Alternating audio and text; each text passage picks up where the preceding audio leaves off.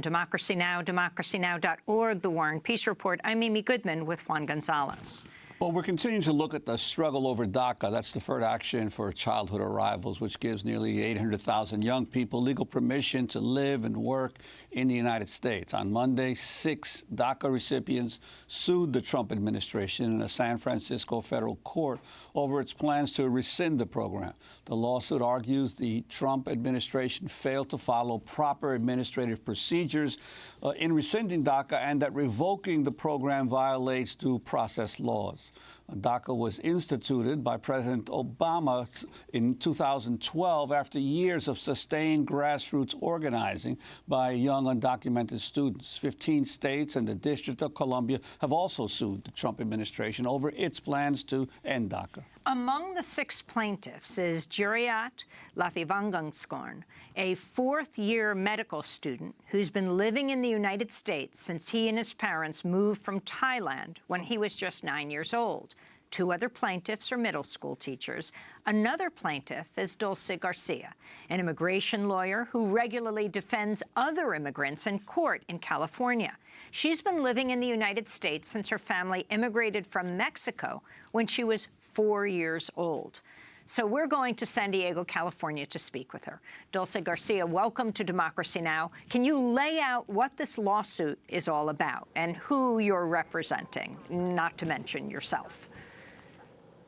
Hi, thank you so much for having me.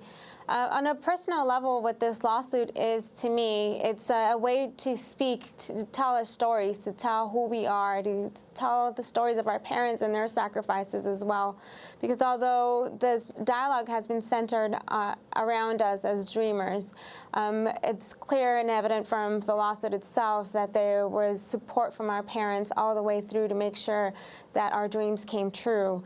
So for me, this lawsuit means a voice for us. So we're speaking on our own behalf, and we're filing a lawsuit on behalf of 800,000 DACA recipients. So it's a very personal lawsuit. Being a lawyer, I trust our judicial system, and I'm placing full faith on them to do what is right for us. Well, tell us your own story and how it came to be, one, that you ended up as a lawyer and benefited from DACA yourself. Talk about your family's journey.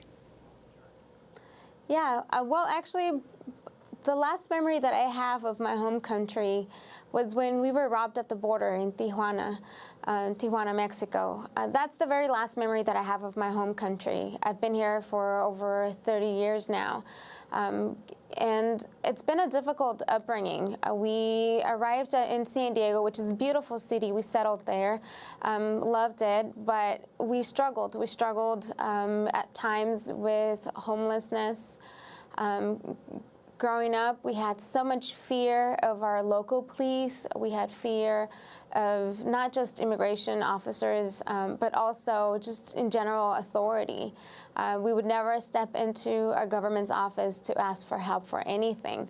So my family, we would find ourselves, our siblings and I, sleeping under a table because my parents at that time couldn't afford a home for us. So we would rent out areas of a home.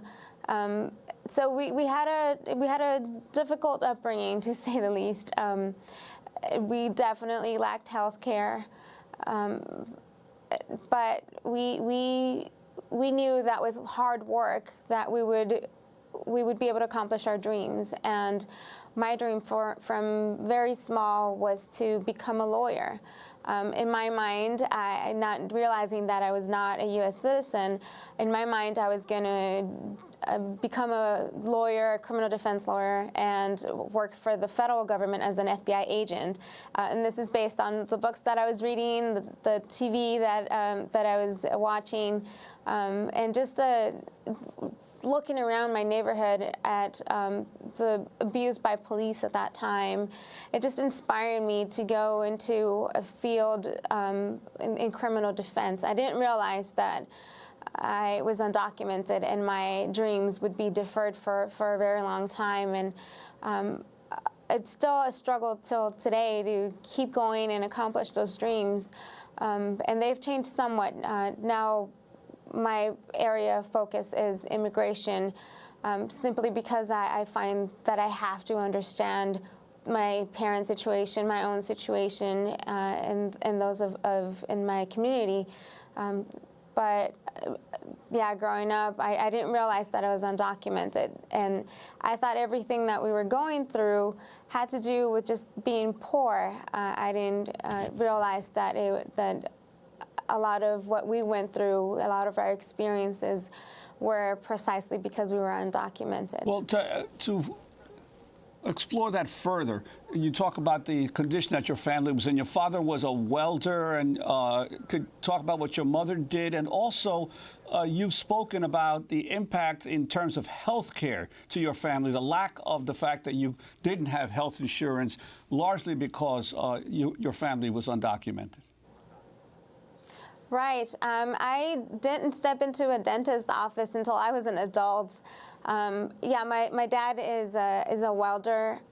He did work unlawfully for another person, and at one point he injured his arm. He shattered his arm and his wrist in several places, and we didn't have health insurance. So for over a week, he just worked through the pain and not realizing that it was exponentially getting worse.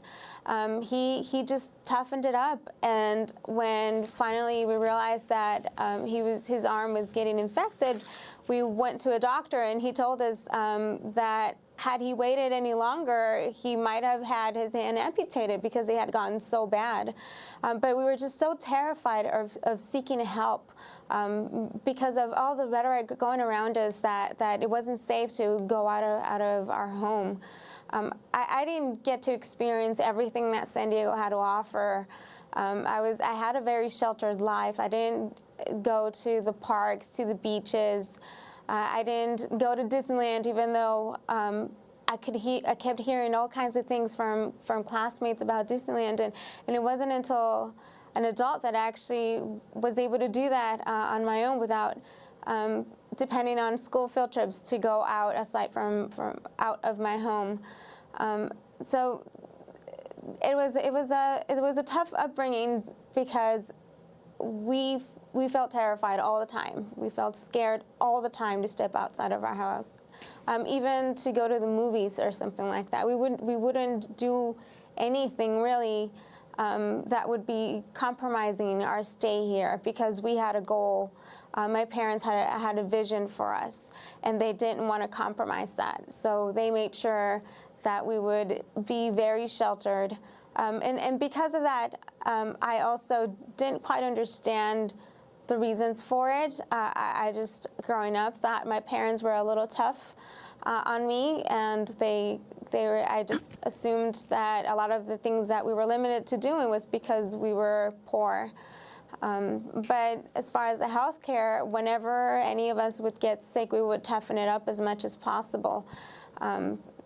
We didn't have the regular checkups, and luckily enough, we were pretty healthy considering the malnutrition that we suffered through Dulce Garcia, for quite a bit of time. I wanted to ask, you're not the first to sue. I mean, 15 states have sued around President Trump rescinding DACA. But you're the first DACA recipient representing other DACA recipients to sue. Can you talk about the significance of this and your fellow DACA recipients, like the Thai medical student that you're representing? Yes, I want to emphasize that the people that are named plaintiffs in this lawsuit, this is just a very small sample of the 800,000 DACA recipients. We're not the best of the best, we're not the brightest, we're not the most accomplished. This is just a very small sample of what the 800,000 DACA recipients are doing in our community. They're just so amazing, and so many of them are doing such great work in our communities.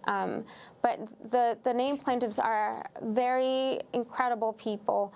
I feel very privileged to be working with them and working with the team behind this lawsuit. But I want to emphasize that, you know, the 800,000 DACA recipients, we're in our communities. We're teachers, doctors, lawyers, and mothers, and hardworking parents, hardworking fathers, just wanting to provide for their families. And a lot of them are in incredible schools and doing incredible work for our communities. To me, the fact that we are in a way providing a voice for the 800,000 DACA recipients, I'm more than honored. Before we wrap up, can you tell us the grounds on which you're suing? Yes, it's several grounds. One of them is the promise that we relied on. We relied on the government telling us, come out of the shadows, give us your information, and you won't be deported. You'll renew your DACA permit for two years, and I very much depended on that.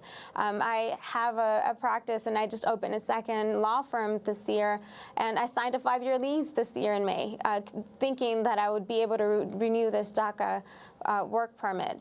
And so a lot of us depended on this promise of the government saying, if you step out of the shadows, you do the right thing, you follow the rules, and we're going to protect you. And I went out into the community as a lawyer asking people to sign up for DACA, come out of the shadows, you're going to be safe, it'll be a life changer for you. There's so many benefits to being able to walk around without the fear of being deported. And now I'm scared and terrified.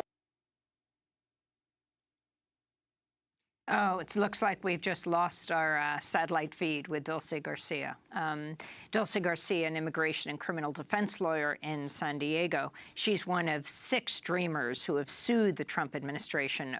She's one of 6 dreamers who've sued the Trump administration over its plans to rescind DACA, the Deferred Action for Childhood Arrivals program.